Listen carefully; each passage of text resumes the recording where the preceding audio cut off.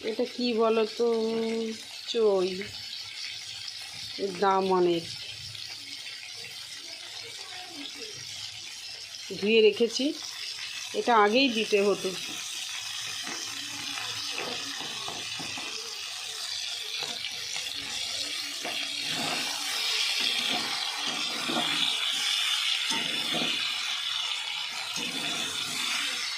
কড়াইতে সব একবারে দিয়ে নাড়িয়ে চাড়িয়ে তারপরে দেখাচ্ছি।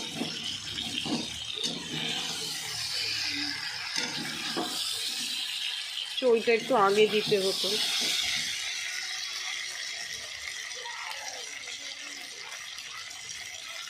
কাঁচা লঙ্কা দিয়ে রান্না করছি মাংস।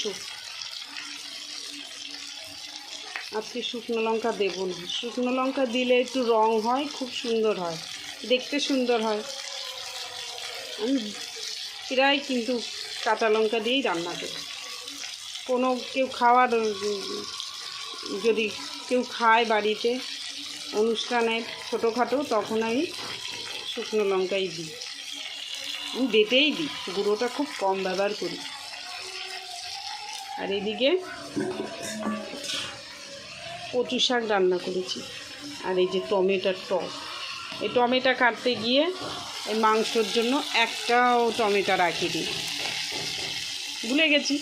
সব টক করা হয়ে গেছে, তারপরে খুঁজছি টমেটো কই, টমেটো কই। তারপরে দেখছি এই যে কচুর পাতা, ঠিক আছে, এটা কচুর পাতা, ঠিক আছে।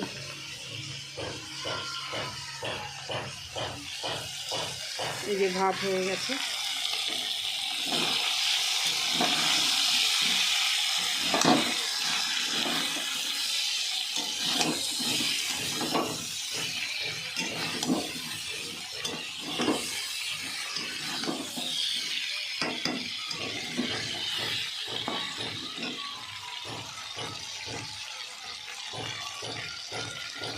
হলুদ, লঙ্কা,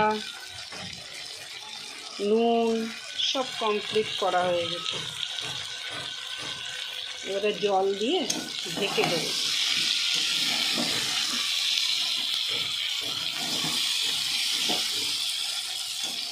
বেশি বেশি দেখাতে গেলে তো অনেকটা টাইম লেগে যাবে।